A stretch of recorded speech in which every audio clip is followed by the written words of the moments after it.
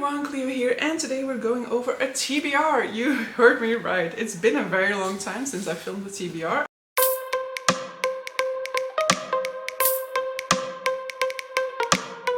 I'm not actually sure when my last TBR was. I definitely didn't film a TBR video in 2023 so far. So let's go. Part of this is going to be a carryover from my May TBR, and I'm really not sure whether I'm going to be able to do any of those. I have some priorities and I'll go over those first. But when it comes to the rest, there's just so much that's now like carrying over upon carrying over upon carrying over that this is definitely more of a sort of like pile of possibilities. But let's just go over the priorities first. So my absolute priorities for the month of June are gonna be the books that I still have on my TBR that I purchased in July 2022. If you've been around my channel, you know that I want to kind of make sure that what I'm reading, that what I'm buying, I'm reading within the year. So these books need to be read by July. Some of them I can carry over a few days into July, but ideally I don't want to be doing that. So I am going to be prioritizing all four of these. First one of these I am already listening to. I was hoping to finish it this month, but you know, it wasn't happening. I was trying to read it physically and that really wasn't working for me. So in the end I did download the audiobook from Audible, so I resubscribed to Audible just for this book, and that is The Silk Roads by Peter Frankopan. So this is a history non-fiction talking about the history of our world, but centering the countries that were connected to one another through the Silk Road. So mainly we're looking at like Rome, and then like Mesopotamia, so for example the Persian Empire features a lot, Egypt, we have China involved, and then as we go through history like other players will become more prominent, I guess, but we're looking at the entirety of the Silk Roads and the nations that were involved there and how their connections to one another, the trades going on between them and the cultural exchanges, how those impacted history, kind of recentering our history telling from that perspective, as we're often looking at the perspective of history, or at least I was always taught history that way, focusing on a Western history, like focusing on Central Europe, for example. And sure, Rome was a big part of that because it also had a huge impact on the history of Central Europe, but we definitely weren't like paying much of attention to the history of Persia, for example, or of China. So I am very interested to continue on with this one. It is a type of thing where I'm listening to it, I'm enjoying it, I'm learning things, but I'm also instantly forgetting the things that I'm learning. So it always makes me wonder, like, is it worth reading these things for me because I cannot seem to remember them? But I'm hoping that I will still get some like broader understanding of the region as a consequence of having read this book. So yeah, I'm going through this one now. I'm going through it relatively slow, and this will be my new audiobook for my commutes. I'm hoping to kind of listen to like 2 chapters a day of this, and then hopefully I can get quite a little bit, hopefully I can get it done within the month of June. I will still get a little bit done in the month of May still, but like not substantially neither. I won't be halfway through it, for example, yet at that point in time, I think. Secondly, this will probably be the book that I'm going to take with me to London, because I do have a 1-week holiday in London in June, so that will definitely impact my reading as well. And that's going to be The Black-Tongued Thief by Christopher Buehlman. So this is the shortest of my 4 priority books, that's why it's going with me to London. This is a first in a fantasy series in which we're looking at a thief who was trained in this sort of like thief school, and basically he now has a debt to pay. He kind of needs to repay his tuition, kind of prove that investing in his education was worth it, and he thinks he has found the right target. However, it turns out that he's found the completely wrong target, and he's enmeshed in a whole sort of like deal from that point onward. So I always love a thief character, so interested to see what the deal was gonna be with this character and with this particular story. I've heard good things about it, but the one person who I've mainly heard talk about it is Patrick from the channel Patrick Leo, and he's excited about everything, and so sometimes I'm disappointed when I go off of his recommendations. So here's hoping I'm gonna go into it a little bit more neutrally than I did with the first binding. Next we have Kaikeyi by Vaishnavi Patel. This is a retelling of the Ramayana from the perspective of one of the princesses that is part of that story. And basically this princess teaches herself forbidden magic in order to save her kingdom. I'm assuming she's seen as somewhat of a villain in the original interpretation of the Ramayana, but I have not read the Ramayana, so I cannot speak on that, and that this is going to kind of show us her side of the story, but I don't know anything about it. I've heard really good things about Kaikeyi, so here's hoping that I'm also going to love it. And I should mention that this one was a gift. I was gifted this book by Larissa, so getting around to it finally. And then the final book for my priority, so the 4 priority books, and that is already looking like a whole ton because that is potentially already close to the 2,000 pages, and that is The Black Coast by Mike Brooks. So this is also a first in a fantasy series. In this one, I don't really know about the story. I know that there are dragons involved, and I think that there's interesting cultural work going on, potentially with queerness. And so yeah, I've heard really good things about this one from Sarah from Voyage Through Words, and I've really been meaning to pick it up, and so I'm happy that I am going to be finally doing that. Ideally, I do fit this book into my month, and that is The Last Arguments of Kings by Joe Abercrombie. This is the 3rd and final book in the First Law trilogy. I already have it out from the library because it was supposed to be a book that I was going to read in May. It is going to be the next audiobook that I'm going to be picking up, but to be fair, I've not really been super hooked by this series. This series basically lacks a plot, and while I like character work, I don't necessarily love the character work in this one, for example. In this one we are following mainly 3 characters. We're following Glokta, who used to be this sort of like champion of the realm, got captured during the war, was tortured to the extent that he now considers himself a cripple and is an inquisitor at this point in time, who's very much feared and reviled. Then we have Logan, who is a Northman who basically through circumstances finds himself going south and meeting a sort of like long lost magician along the way. And then we have a 3rd character whose name I constantly keep on forgetting, Jezal. Jezal is a current sort of like hero, so to speak. He is a rich son he's basically a rich guy who wants to be the tournament's champion, but he's also quite lazy, quite privileged. He's never really had to work for anything in his life. And so yeah, these are the 3 characters we're following. As I said, I don't know the plot. There is no plot. You're just following them and things happen, but there's no overarching plot that I've been able to like disseminate. And so with the 1st and the 2nd book, I've been kind of moving along. It's not like I've hated it, it's not like it's been a struggle, but I have also been listening to it rather than physically reading it. But yeah, I'm not really intrigued neither, so I do want to prioritize it to some extent because then I'm done with it, but I don't think I'll continue in the First Law universe because I just don't like it all that much.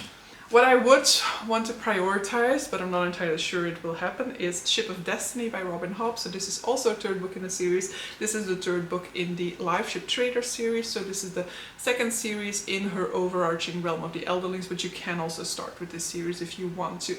And I've been having a great time with this one. Ship of Magic, the 1st book was 5 stars, Mad Ship 5 stars, so I'm hoping for another 5 stars, but I'm hoping to lower my expectations to avoid that not happening because of my expectations being too high. But yeah, I just enjoy it a whole lot. So in this one we have this world where if 3 generations of captains die aboard the ship, then the ship comes alive, the figurehead comes alive, and it's kind of a mesh of like its own personality within the history and the sort of like wisdom of the captains who have died aboard the ship. And so this is about to happen. One of our protagonists, whose name I all of a sudden can, Althea, her father is about to die aboard the ship, and then the ship will be passed over to her. However, a complication arises.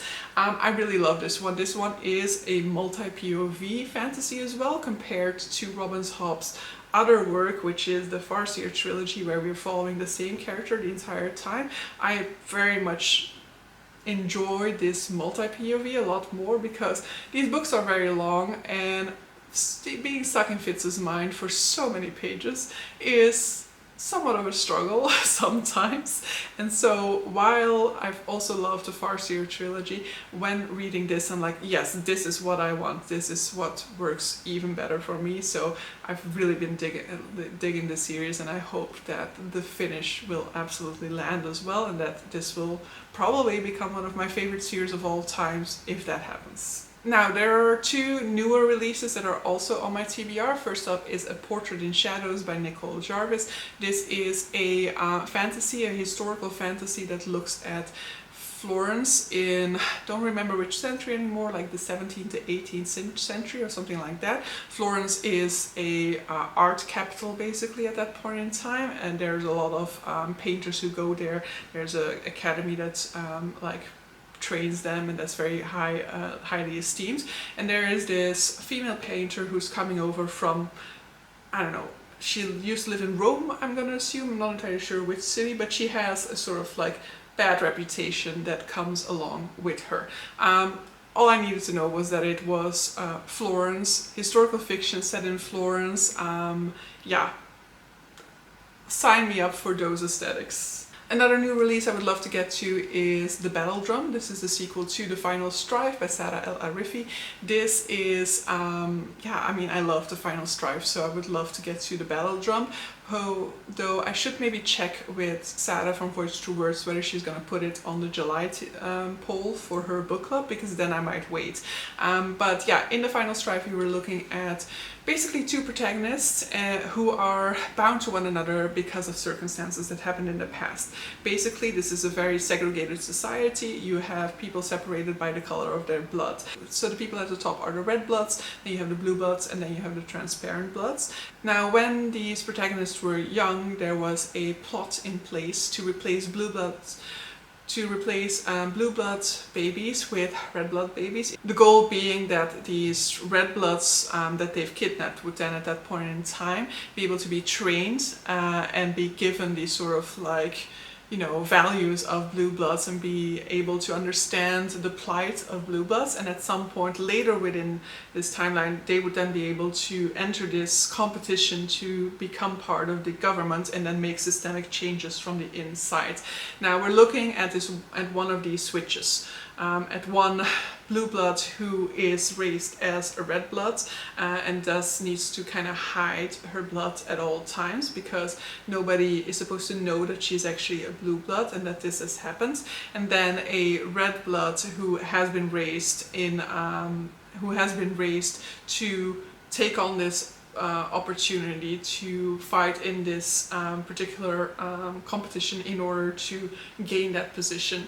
And so yeah, I really enjoyed this one a whole lot. It's quite hands-on when it comes to its thematics. It's very clear about its messaging, but I like that from occasion. Some of these topics, they deserve a little bit more of a direct approach from time to time, and so I really enjoyed it in this one. This one also has a queer romance, which I also enjoyed a whole lot, and definitely towards the end there's another sort of like twists that I didn't see coming, and so yeah, it's interesting to see what will come in book 2.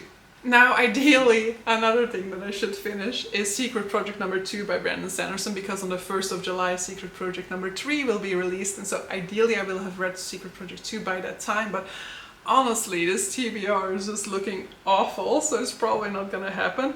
Next up, we have Of Blood and Fire by Ryan Cahill. This is a book for the Howling Pack book club. I don't know anything about its contents, but the live show for the Howling Pack will be on the 1st of July, so I should read it in June if I want to be a part of that live show. So yes, I do want to be part of that live show. But yeah, is this completely unrealistic? Probably. We will see what happens. You know, maybe I'll have an amazing reading month in June, but as I said, I'm gone for the first week of it, so I don't think that will be the case, and I actually need to work on something else for the majority of June because I'm already late with that. Some things that will carry over from my May TBR, but as I said, who am I kidding? These things are not happening. The Ninth Reign by Jen Williams was another book that was a Howling Pack book club choice for the month of May. I didn't get around to it, and I don't think June will be the month to catch up to that. Then we have Greek Lessons by Han Kang. It's short. I would love to get to it. Maybe I'll pick it up just to have like a change from all of those long form fantasy novels. This is a book about two lonely, estranged people, and then they kind of find solace in one another. It also has disability representation in the sense that we have a character who is trying to come to terms with the loss of sight that they are experiencing as they grow older.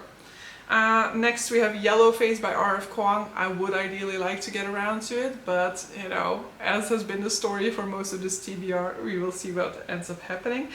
This is a book, I don't really fully remember the premise at this point in time because it's been over a year since I read the premise, I think. But as far as I'm aware, it was like two friends. One is a person of color, the other is not. Then the person of color dies, and they were both like writers, and then the white woman kind of takes over her manuscript and pretends to be a person of color. So I don't know, it's literary fiction. It's the first literary fiction by R.F. Kuang. I am interested to see what she does with it, but yeah, we will see, we will see.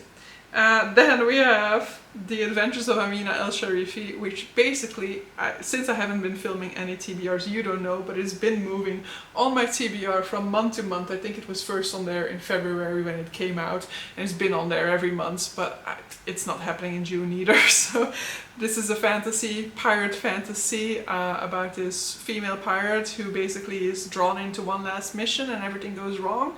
It does sound great. I do want to read it, but when? So that's the TBR. It is long. It's got a ton of pages in it. It is definitely not happening. And yeah, I will be, oh yeah, there's another one on there. For another book club. So the Of Queens, Witches and Valkyries book club by Sarah from Voyage Through Words. We will be reading The Witch King by Martha Stewart. No, not Martha Stewart. Martha Wells, which is on its way to me. This is a book that will be the Lumicrate book, so it is coming my way. I will have it in June. So yeah, let's see, because the month of May had a super ambitious TBR, but I was kind of hoping that that was gonna push me, and it absolutely didn't. So let's see what happens in June, I guess.